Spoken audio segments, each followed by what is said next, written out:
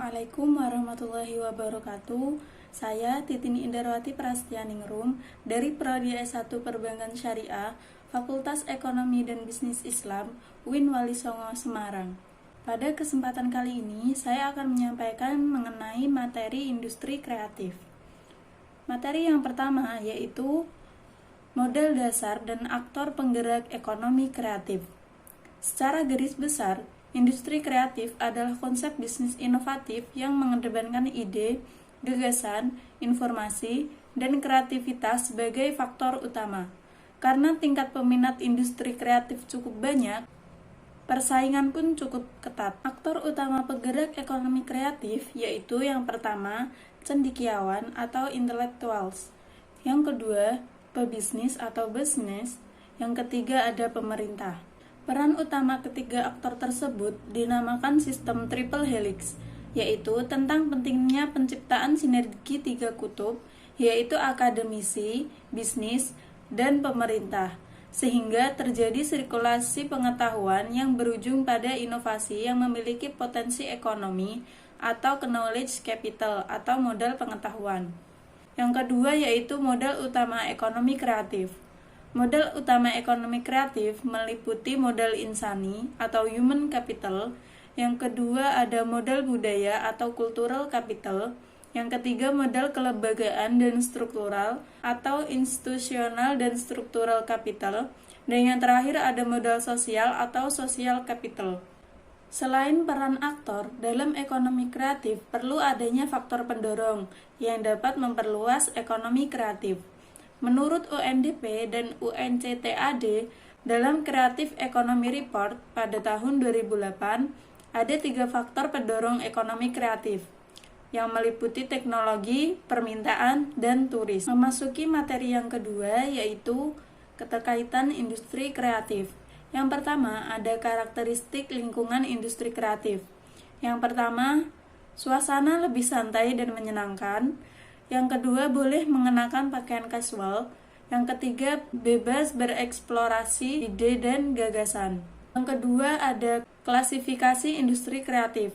Yang pertama ada periklanan, kedua arsitektur, pasar seni dan barang antik, kerajinan tangan, desain gambar, desain fashion, video, film dan fotografi, game dan permainan, musik, seni pertunjukan, penerbitan dan percetakan, software dan hardware, televisi dan radio, riset dan pengembangan, dan yang terakhir ada kuliner.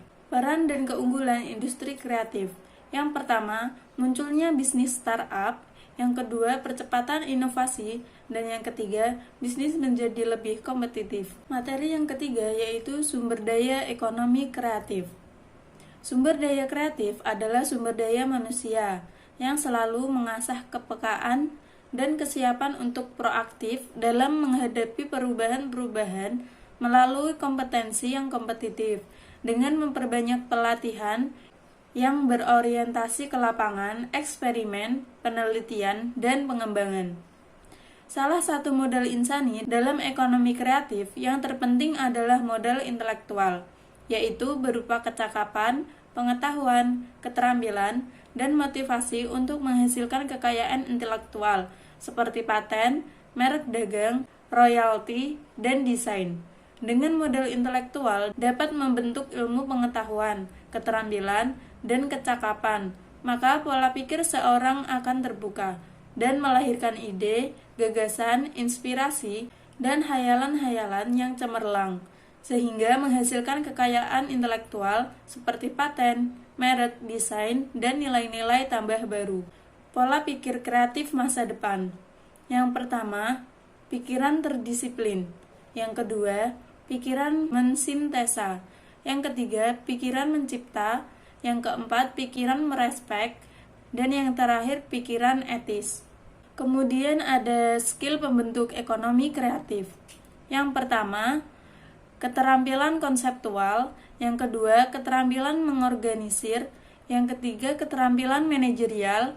Yang keempat, keterampilan personal dalam berrelasi. Yang terakhir, keterampilan kewirausahaan. Selanjutnya yaitu materi, kondisi, dan faktor pembentukan karakter kreatif dan inovatif. Kreativitas merupakan kemampuan dalam berpikir tingkat tinggi yang mengimplikasikan terjadinya eskalasi dalam kemampuan berpikir, yang ditandai oleh suksesi, diskontinuitas, diferensiasi, dan integrasi antara tahap perkembangan. Inovasi adalah mengkreasikan dan mengimplementasikan sesuatu menjadi satu kombinasi. Jadi, inovasi merupakan kemampuan untuk menerapkan solusi yang kreatif terhadap suatu permasalahan dengan peluang untuk meningkatkan atau untuk memperkaya kehidupan seseorang. Kemudian, apa perbedaan kreatif dan inovatif? Kreatif itu memiliki daya cipta atau berdaya cipta, menciptakan sesuatu yang berbeda dari yang lain, menghasilkan gagasan, dan berhubungan dengan pengalaman. Kemudian, inovatif, berdaya perubahan, membawa gagasan ini ke kehidupan, menciptakan sesuatu yang belum ada menjadi ada, berhubungan dengan sebuah pengamatan. Selanjutnya, faktor-faktor pembentuk kreatif dan inovatif. Ada beberapa fakta yang mempengaruhi karakter dan inovasi, yaitu faktor internal dan faktor eksternal. Faktor individu seperti bakat, pengetahuan, kemampuan, sikap, motivasi, perilaku, dan pengendalian diri yang dimiliki oleh seseorang menentukan perilaku kreatif dan inovasi. Faktor eksternal yang mempengaruhi kreativitas dan keinovasian adalah lingkungan, keluarga, pendidikan, pengalaman, kelompok, dan organisasi. Materi yang kelima yaitu manajemen kreativitas serta mengelola ide dan gagasan. Menurut Bob Geldof, manajemen kreativitas menyangkut pengetahuan mengenai bagaimana menggali sifat-sifat yang tidak menandingi dari ide-ide, dan bagaimana menyatakan hak kekayaan intelektual dan membuat ide-ide yang dimilikinya sebagai produk yang memiliki kesamaan. Dua sisi keputusan itu merupakan hal yang pokok dari proses manajemen. Kemudian, cara mengelola ide menjadi peluang, yaitu dengan selalu berpikir positif, mengasah kreativitas dalam mulai membangun usaha kecil. Kemudian menciptakan tujuan yang jelas agar dapat menghasilkan ide-ide yang jelas juga. Yang keempat, mempelajari kemampuan fundamental yang diperlukan. Fokus pada satu aktivitas kreatif, keluar dari zona nyaman, biarkan pikiran bebas berimajinasi, mencoba hal-hal baru untuk meningkatkan pengalaman, motivasi non-material, kemudian memiliki ketekunan, semangat, kedisiplinan, dan kegigihan dalam melakukan sesuatu. Yang terakhir, mengevaluasi ide diri secara jujur. Kemudian, bagaimana cara menciptakan peluang? Yang pertama, menciptakan visi serta misi ketika memulai bisnis. Yang kedua, melakukan riset pasar. Yang ketiga, menciptakan produk baru dan berbeda. Yang keempat, menyesuaikan kebutuhan konsumen. Dan yang terakhir, memanfaatkan kesempatan. Materi yang keenam yaitu kekayaan intelektual. Hak kekayaan intelektual adalah hak yang timbul dari kemampuan berpikir atau olah pikir yang menghasilkan suatu produk atau proses yang berguna untuk manusia. Dalam ilmu hukum, hak kekayaan intelektual merupakan harta kekayaan, khususnya hukum benda, yang mempunyai objek benda intelektual, yaitu benda yang tidak berwujud, yang bersifat imaterial. Maka pemilik hak atas kekayaan intelektual pada prinsipnya dapat berbuat apa saja sesuai dengan kehendaknya. Hak cipta ini biasanya berlaku untuk beberapa jenis karya seni atau karya cipta sendiri seperti puisi, drama, karya tulis, film, lukisan, patung, lagu, dan lain-lain. Adapun dasar hukum haki atau hak kekayaan intelektual ada banyak, di antaranya mengatur tentang merek, ada mengenai hak cipta, ada tentang paten, dan lain-lain. Kemudian jaminan perlindungan haki dicantumkan dalam beragam dokumen dan kesepakatan internasional, di antaranya dalam Deklarasi Universal Hak Asasi Manusia, atau Universal Declaration of Human Rights atau UDHR dalam pasal 27 ayat 2. Kemudian dalam Undang-Undang Nomor 28 Tahun 2014 mengenai hak cipta.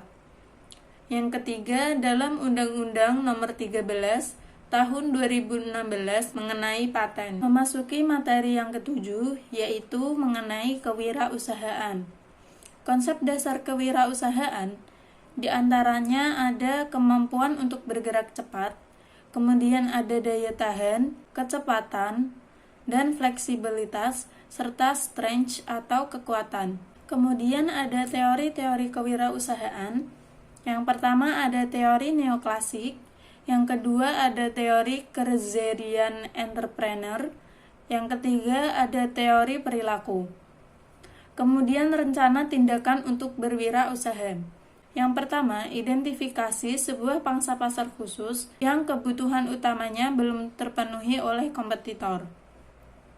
Yang kedua, peka terhadap tren terbaru dan berani memulai. Yang ketiga, jangan biarkan para bakal calon kompetitor mencuri start dari bisnis yang sebenarnya bisa kita mulai terlebih dulu. Jadi mulailah bergerak. Yang keempat, hindari kata-kata yang mematahkan semangat. Yang kelima, eksplorasikan kelemahan kompetitor.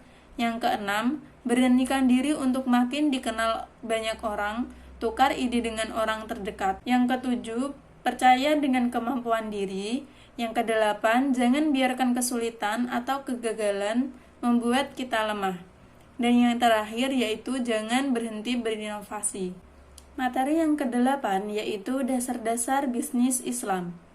Profesor Muhammad Abu Zahrah mengatakan ada 3 sasaran hukum Islam yang menunjukkan bahwa Islam diturunkan sebagai rahmat bagi seluruh umat manusia, yaitu yang pertama, penyucian jiwa agar setiap muslim bisa menjadi sumber kebaikan bagi masyarakat dan lingkungannya. Yang kedua, tegaknya keadilan dalam masyarakat. Keadilan yang dimaksud mencakup aspek kehidupan di bidang hukum dan muamalah. Yang ketiga, tercapainya masalah. Para ulama menyepakati bahwa masalah yang menjadi puncak sasaran di atas mencakup 5 dasar, yaitu keselamatan keyakinan agama, keselamatan jiwa, keselamatan akal, keselamatan keluarga dan keturunan, dan keselamatan harta benda. Kemudian ada nilai-nilai universal teori ekonomi Islam, yaitu tauhid atau keesaan Tuhan. Yang kedua ada adl atau keadilan. Yang ketiga nubuwah atau kenabian. Dan yang keempat ada ma'ad atau hasil. Beberapa prinsip yang harus dijalankan dalam praktik bisnis Islam diantaranya sebagai berikut. Yang pertama ada halal, yang kedua thayyib, yang ketiga kejujuran, yang keempat kewajaran, yang kelima seimbang, yang keenam bersaing secara sehat, yang ketujuh etos kerja, dan yang kedelapan profesional. Visi masa depan dalam berbisnis merupakan etika pertama dan utama yang digariskan Al-Quran, sehingga pelakunya tidak sekedar mencari keuntungan sementara yang akan segera habis, tetapi selalu berorientasi pada masa depan. Dengan pernyataan di atas, dapat diketahui maksud dilakukannya bisnis secara islami antara lain mencari ridho Allah, memperoleh kesenangan Allah, mencari rahmat Allah, mencari dan memperoleh pahala dari Allah, berdimensi dunia dan akhirat, bermanfaat dan dibutuhkan bagi kemaslahatan umat manusia, dan mendatangkan berkah dan rezeki dari Allah bagi semua pihak. Memasuki materi yang ke-9 yaitu etika bisnis Islam. Etika bisnis Islam merupakan suatu proses dan upaya untuk mengetahui hal-hal yang benar dan yang salah, yang selanjutnya tentu melakukan hal yang benar, berkenaan dengan produk, pelayanan perusahaan dengan pihak yang berkepentingan dengan tuntutan perusahaan. Tujuan dari kode etik yaitu membangun kode etik Islami yang mengatur, mengembangkan dan menancapkan metode berbisnis dalam kerangka ajaran agama. Kode etik ini dapat menjadi dasar hukum dalam menetapkan tanggung jawab para pelaku bisnis, terutama bagi diri mereka sendiri. Kode etik dipersepsi sebagai dokumen hukum yang dapat menyelesaikan persoalan yang muncul, daripada harus diserahkan kepada pihak peradilan. Dan yang terakhir, dapat memberi kontribusi dan penyelesaian banyak persoalan yang terjadi antara sesama pelaku bisnis dan masyarakat tempat mereka bekerja. Memasuki materi yang ke-10, yaitu manajemen bisnis dalam Islam.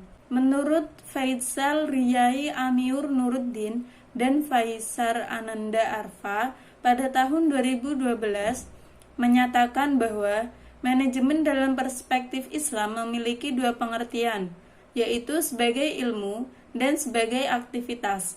Sebagai ilmu, manajemen dipandang sebagai salah satu ilmu umum yang tidak berkaitan dengan nilai peradaban, sehingga hukum mempelajarinya adalah fardu kifayah.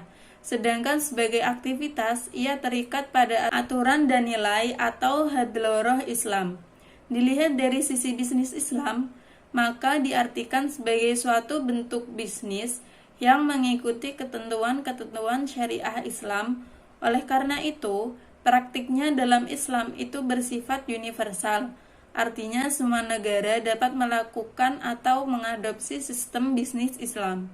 Menurut Humayun Dar, sebagaimana dikutip Aryawan Amin dan tim FEBS FEUI pada tahun 2010, bahwa Islamic Management setidaknya dibangun atas 8 prinsip.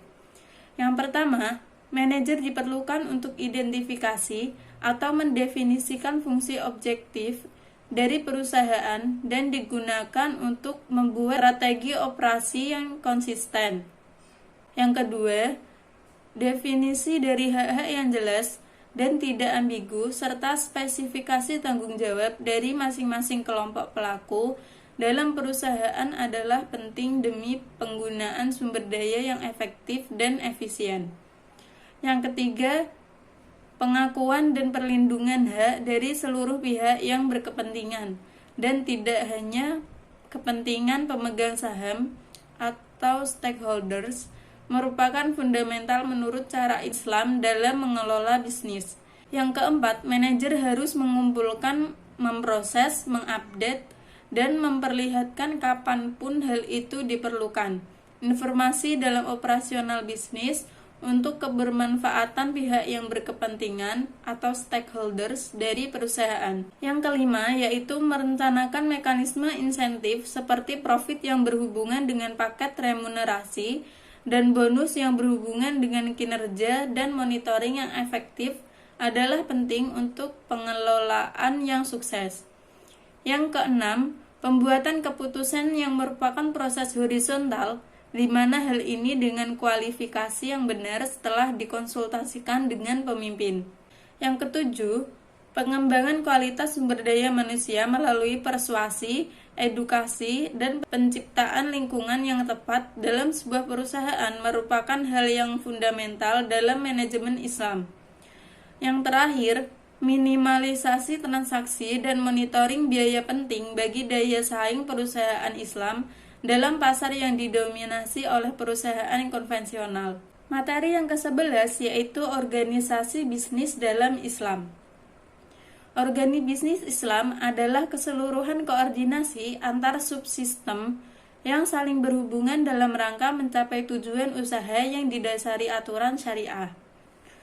Tujuan dari bisnis yaitu memperoleh keuntungan dari kegiatan bisnis, pengadaan barang ataupun jasa yang dibutuhkan oleh masyarakat, mencapai kesejahteraan pemilik faktor produksi dan masyarakat, menciptakan lapangan pekerjaan, menunjukkan eksistensi suatu perusahaan dalam jangka panjang, meningkatkan kemajuan dan pertumbuhan ekonomi masyarakat secara umum. Fungsi dari bisnis yaitu yang pertama ada fungsi produksi, di mana sebuah bisnis menghasilkan suatu barang atau jasa yang dibutuhkan masyarakat, misalnya perusahaan furnitur, perusahaan jasa keuangan, dan lain-lain.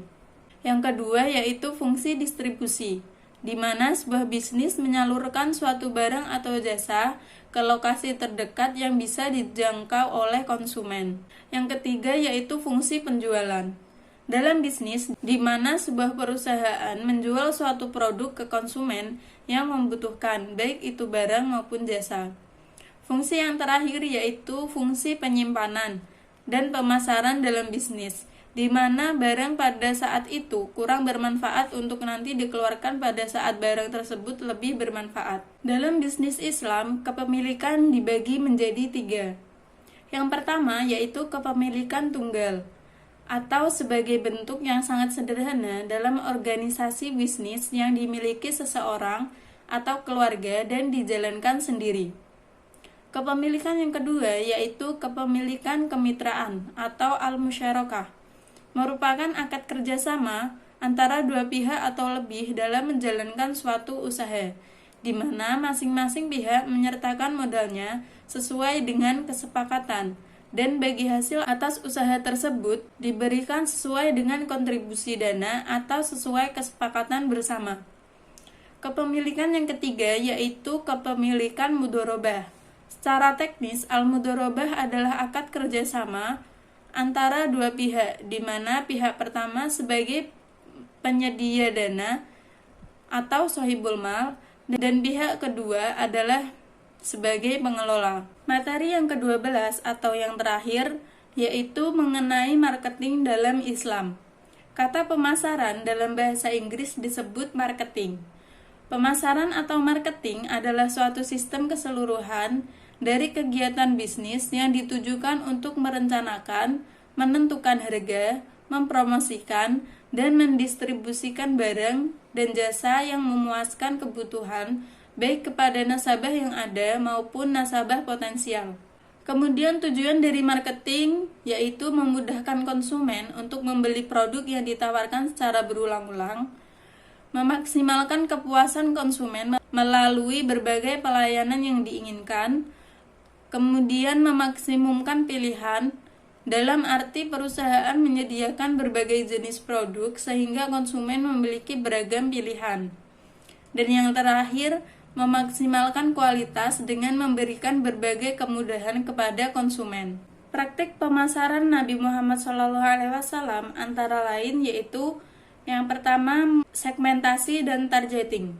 Segmentasi dan targeting dipraktekkan Nabi Muhammad tatkala ia berdagang ke negara Syam, Yaman, dan Bahrain.